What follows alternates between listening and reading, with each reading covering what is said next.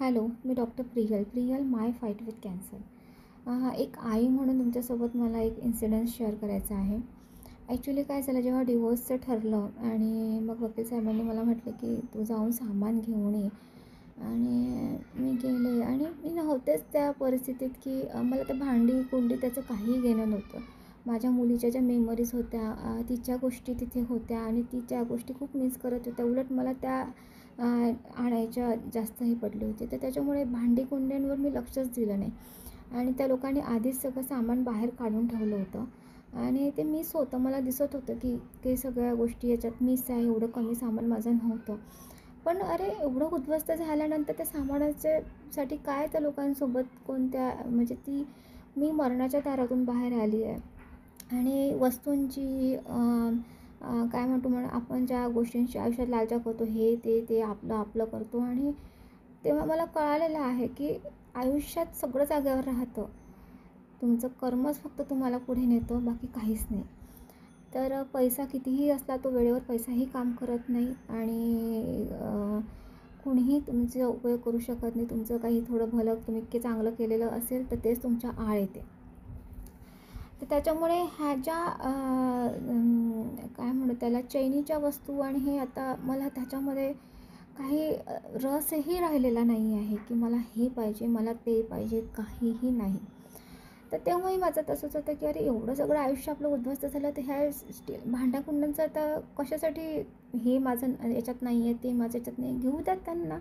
कारण ते चीपेस्ट लोक तर आधीपासूनच होते. तर हे बऱ्याच गोष्टी तिथे दिसत होत्या की ह्या आपल्या गोष्टी नाही आहेत. हे त्यांनी आधीच खेड्यावर सगळ्या गोष्टी नेऊन ठेवलेल्या होत्या, काही दाबून ठेवलेल्या होत्या. आणि मग ते काय झालं, एकदम भावनिक इन्सिडन्स होता. घरातल्या चमच्यापासून सगळ्या गोष्टी ह्या माझ्या होत्या.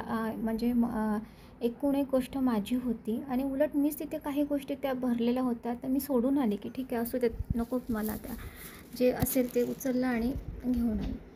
पण काय झालं, मेन गोष्ट मी विसरली त्या दिवशी. इतकी याच्यामध्ये होते, स्ट्रेसमध्ये होते, डोळ्यातून पाणी सुरू होतं. मेन जी गोष्ट होती तीच मी विसरले, ती म्हणजे माझ्या मुलीची फोटो फ्रेम. तिच्या पहिल्या बर्थडेला मी तिचे सगळे फोटो, पहिल्या महिन्यापासूनचे सगळे फोटो असे कलेक्ट करून एक फोटो फ्रेम बनवली होती. 12 महिन्यांची तिच्या पहिल्या बर्थडेला. आणि त्या मेमरीज माझ्यासाठी खूप महत्त्वाच्या होत्या आणि तिच्यासाठीही पुढे की बाबा ही तू होती.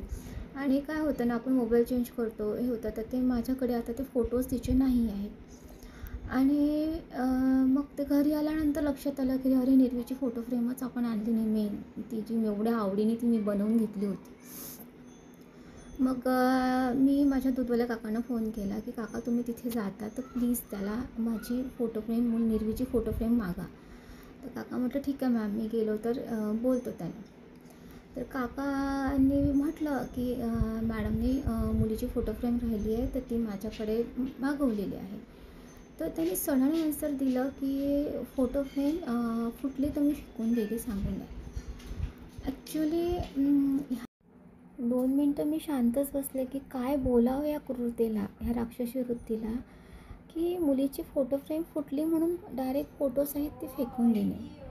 म्हणजे काच फेकून दिला, आपण त्यातला फोटो काढून ठेवतो, इतके छान फोटो आहेत, मोठा फोटो आहे, तिचे फोटो लावलेले होते 12 महिन्याचे, आणि तो व्यक्ती म्हणतो की मी फेकून दिली मुलीची फोटो फ्रेम. किती क्रूरता म्हणावं ह्या गोष्टीला, किती राक्षसी वृत्ती म्हणावं. म्हणजे आपण घरातल्या मेलेल्या माणसाचेही फोटो जाळून टाकत नाही, ते तसेच ठेवतो सांभाळून. आणि याच्या जिवंत मुलीचे, छोट्या निरागस बाळाचे फोटो फ्रेम तो बोलतो की मी फेकून दिली. आणि काकांना कळत नव्हतं की मला हे कसं सांगा. मॅडम म्हणे जाऊ द्या, तो माणूस काही अर्थ नाही आहे, तुम्ही जाऊ द्या, सोडून द्या. म्हटलं काका, मला सगळं माहिती आहे, पण तिच्या मेमरीज आहेत त्या, आणि आता हा तर काही घरात, आता याला मुलीचं काही घेणं देणं नाही, याला मुलीची काही काळजी नव्हती. हा मुलीची फोटो फ्रेम घरात लावणारही नाही आहे, ह्याला दुसरं बाळ होणार आहे, मग कशाला ह्याला हवी आहे ना. आणि मग याने फेकून का दिली, माझ्याकडे देऊन द्यायची असती किंवा वकिलाकडे देऊन द्यायची असती, फुटली होती तरी देऊन द्यायची असती. पण इतकं कोणाला, एका आईची तळतळाट कशाला इतकी घ्यायची कोणी. आणि मला कळालंच नाही की मी काय, म्हणजे ह्या वृत्तीला काय म्हणावं, किती कोणाला दुखवावं, किती कोणाची तळतळाट घ्यायची. तर मी सांगेल माझ्या मुलीला हाही इन्सिडन्स कधीतरी सांगेल की अगं तुझी फोटो फ्रेम त्या माणसाने फेकून दिली म्हणून, फुटली होती म्हणून फेकून दिली. तर मला ती फोटो फ्रेम डोळ्यासमोर दिसत होती आणि ह्या व्यक्तीचं ॲन्सर, त्याने फोटो फ्रेम मागितल्यावर दूधवाल्या काकांना दिलेला ॲन्सर मला ते आठवत होतं. आणि सो असे छोटे छोटे इन्सिडन्ट्स पण माझ्यासोबत होत होते त्या दरम्यान, की ते मला खूप भावनिक आघात माझ्यावर त्यावेळेस होत होते. माझं प्रत्येक वेळेस इमोशन्स टेस्ट केल्या जायचे, एक आई म्हणून, एक स्त्री म्हणून.